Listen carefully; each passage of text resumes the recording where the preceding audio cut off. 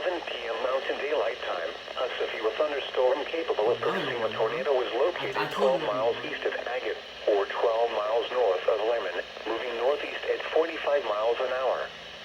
Hazard, tornado. Source, radar indicated rotation. Impact, flying debris will be dangerous to those caught without shelter. Mobile homes will be damaged or destroyed. Damage to roofs, windows, and vehicles will occur. Tree damage is likely. Locations impacted include Last Chance. Take cover now.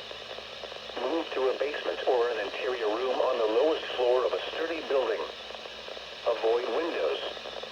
If you are outdoors, in a mobile home, or in a vehicle, move to the closest substantial shelter and protect yourself from flying debris. Well,